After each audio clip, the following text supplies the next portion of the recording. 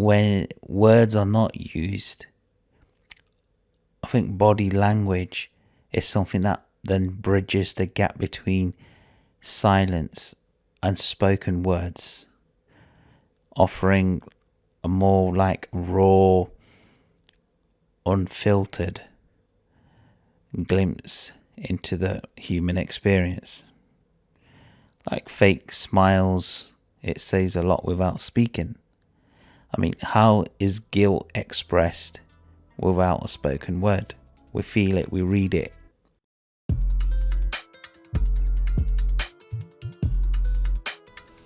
Hey bro, do you know, I think it's the beginning part when you sit down and to record your podcast, because you've got to warm up, and when I'm away, and then I'm away, then I can crack on. I think it's the beginning bit where you got to really compose yourself and get into that mindset. But we get in there. I mean, 5 episodes in, we get in there. We're doing something right. And today I want to talk about a human silent mode. Is there such a thing called human silent mode? I mean, yes, they exist in our phones and have been for a very long time. But the human silent mode, I think, is been there for years and years, and we may be aware of our own silent mode, or we're not. And sometimes we'll be daydreaming. Someone will call out our names, and we won't hear them. We won't hear them at all, and we'll be so focused in what we're doing, and then they'll call us and we'll be like, oh yeah. And just before we get into it, I just want to say, thank you on our 5th episode, which I'm quite pleased about, for being there, for your support, and by listening. You're a gender neutral bro, and here you're going to find we talk of stories and promote self-development like it's a fucking hero, because self-development has been a best friend for me right from the beginning. That was a quality that I always depended on. So here we want to connect by sharing and contributing towards a brotherhood. This is your weekly self-discovery letter to every soul searcher, sleeper, daydreamer, growth seeker, people watcher, wherever you are, whoever you are. Let's go. I think often silent mode arrives when we're traveling.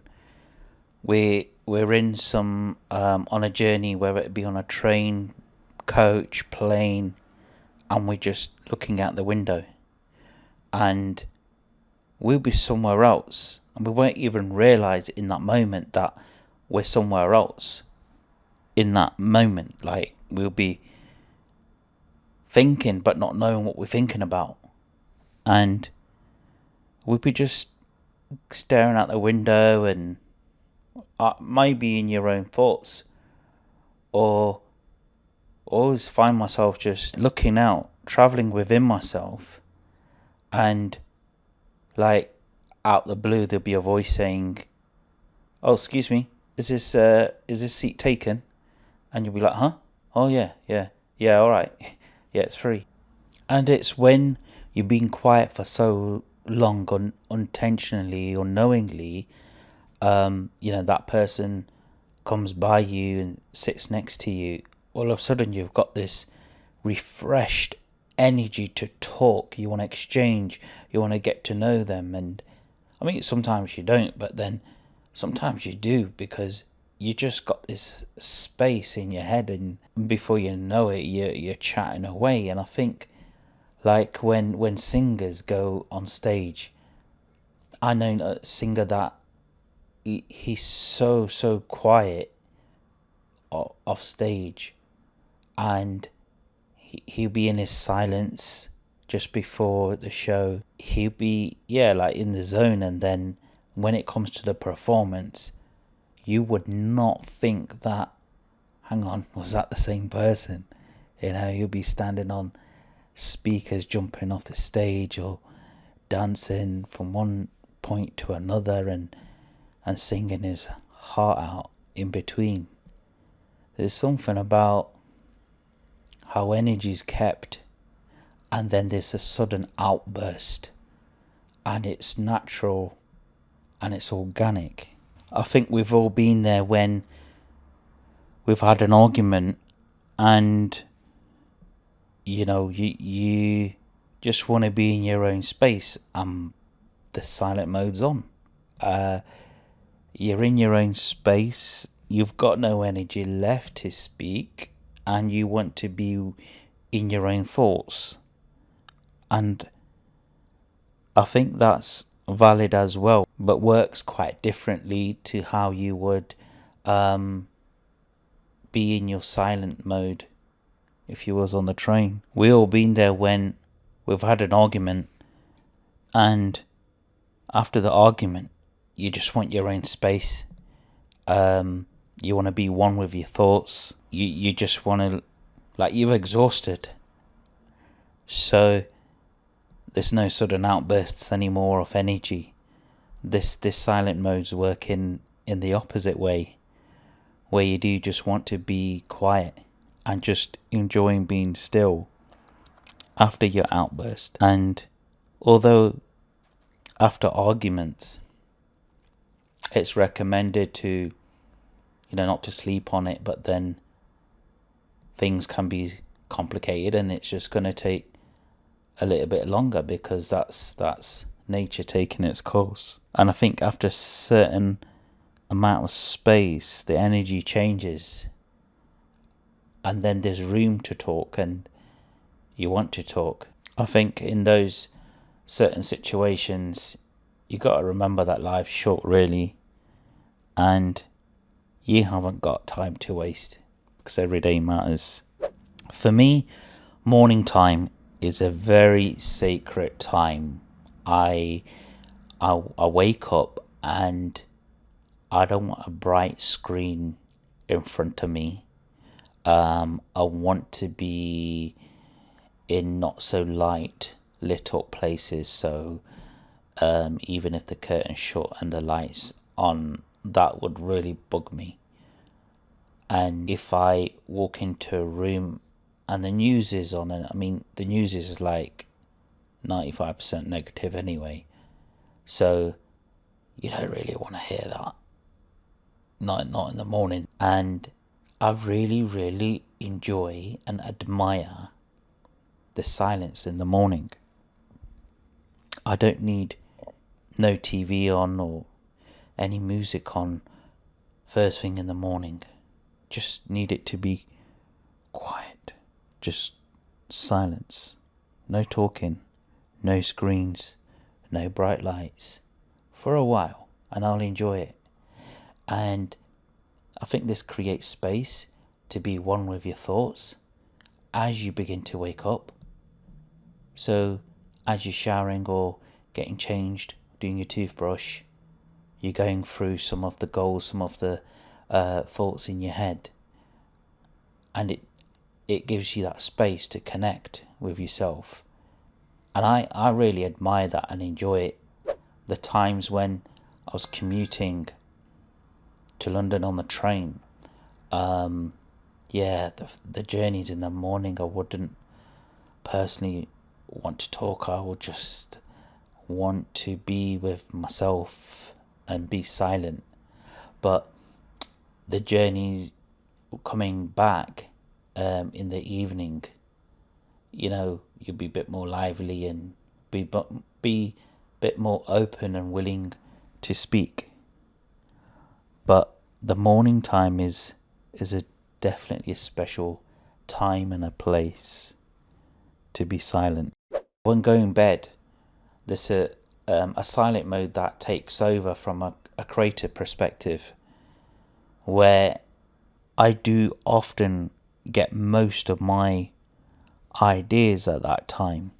So if I'm lying still in a dark room and eyes closed and I'm about to go sleep, it's in that moment where I've got a download session going on, and I often get this off of certain ideas, and then I'll find myself to quickly jot them down, you know, put them into my phone quickly before I forget, because in the morning I will not be able to remember what they were. But these ideas would be like work related or anything creative project that I'll be working on.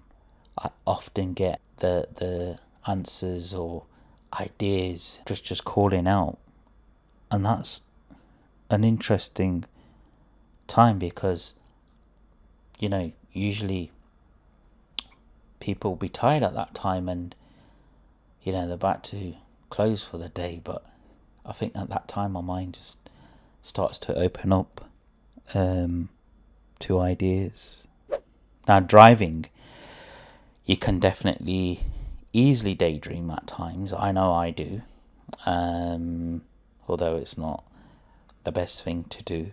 But I don't know, when you got a clear road in front of you, it's night time, and I can go off in a journey, like, and just think about things and clear things and put things in order. Some goals I need to achieve by end of the week. But I tend to do a lot of thinking then, and I don't necessarily need some music in the background, or I'll deliberately have it off, and I'll just enjoy the silence, and just driving and taking my time and just feeling my thoughts through. We've all heard of the saying, in the zone. Often if I'll be doing some design work, or I'll be connected to something, and in that moment I will connect with it so much that I would totally lose track of time, and the time would fly in that moment. It will feel like you've been doing it for 15-20 minutes. In fact, it's been about an hour. And this often happens when designing or I'm creating something, and the time will just fly by and you totally forget of your surroundings. I mean, have you ever often found yourself doing something, and then when you stop doing it you think, what, is that the time? Really? Wow, the time's gone fast. And it usually happens when you are in a moment of joy, when you're enjoying what you're doing, and the time just goes by so quick. I think that's a special moment. Either reading a book, designing something, or doing anything that's creative. I think Buddhas have this technique of silence, where they see it as a noble silence. It's a way of being where it conditions the mind, so that then they can be more mindful of their words and what energy, what feelings and language they speak from, so they become more mindful. I think this is more for starting to be a trend as well, being silent for for most of the day, or doing a 2-day silence. I think there's something in there, and that's a technique from the Buddha, and it's definitely, without a doubt, that has value where one has to experience. Now, I was speaking to a close friend of mine, and as I was speaking to him, he said to me, Indeed, that whenever you don't hear from me, whenever I go quiet and I'm not being in touch, that means I've got a lot of things going on and I'm somewhere else. I've got some worry, some issue, some problem or something I'm dealing with. And he said that at that time, he not only comes away from communication using the phone, but he often spends his days in silence. So he would choose not to talk. And by doing this, it's teaching him patience and just letting things be as they are, letting things flow, and then just waiting for that energy to run through and go. And this stayed with me, that when you are going through stuff, it's not that you're switching off, but you're just choosing not to respond to anything and everything, and you're just being very mindful and more intentional in your expression. And therefore there's space and time for energy to move on and for things to move on, because the truth is everything passes, every moment passes. And then by being silent throughout that time, that you are down for 2 days or however long it will be, and just by being silent and being patient and by being with that feeling to pass, it's a mechanism that then invites new energy and helping you to move forward at that point. So big up the brother who I was chatting to about this. And yeah, thank you, because that did stay with me a lot. And then practicing that yourself, it made a difference to me when I took that on. And it is right. You do feel more patient by doing this and practicing this, and goes back to that Buddha technique. It comes from a certain space that's been done many years ago. I often find that after a certain emotional experience, you need that time to yourself to adjust or digest the information, and that causes the silent mode as well. So for example, when I would go to cinema, because the experience has been that engaging that my mind can no longer actually tell whether it was true or not, whatever I felt. And therefore the emotions have been triggered from that experience, and then I'm left with thinking about how it was, because my emotions still think I'm in that space, in that zone, in that moment again. But then really I'm not. I'll be driving the car home. Yeah, that's another time when we're not really aware what we're doing, the silent mode, but we're taking it in. We've got our own movie going on inside our heads, and making sense of it. And we love making sense of things. We love putting things in order.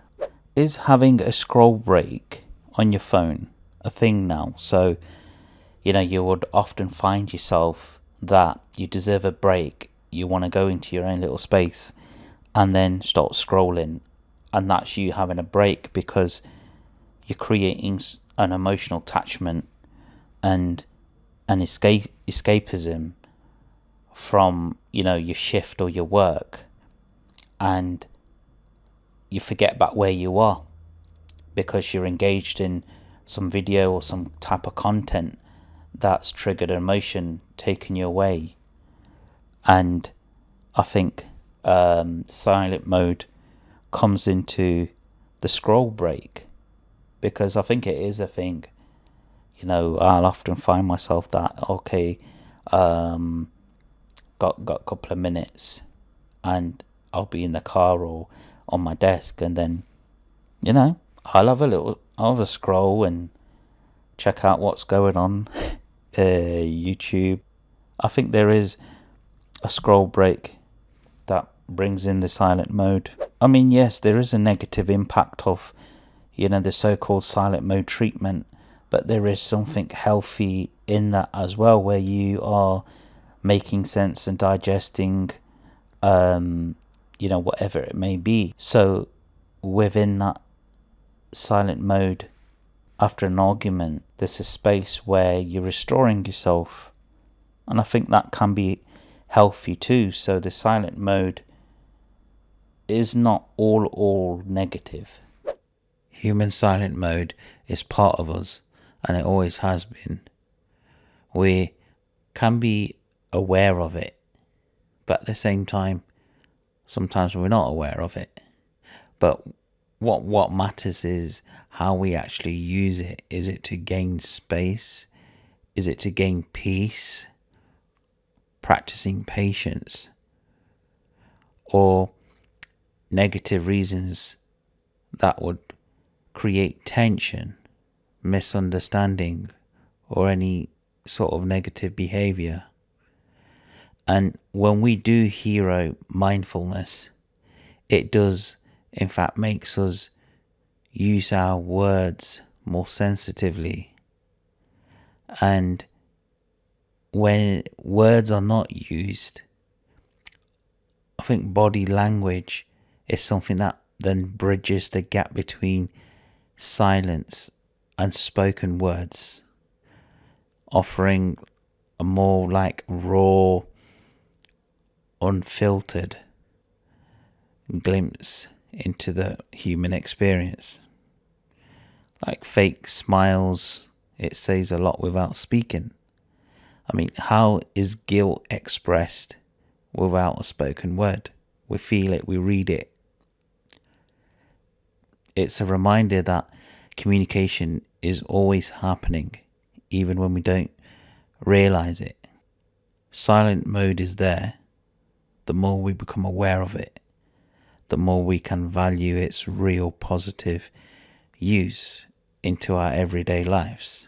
They're just some of my silent modes, and it'll be interesting to know what silent modes you have, and when do they trigger? When they do trigger, are you aware of them? Are you aware that you're in this silent mode?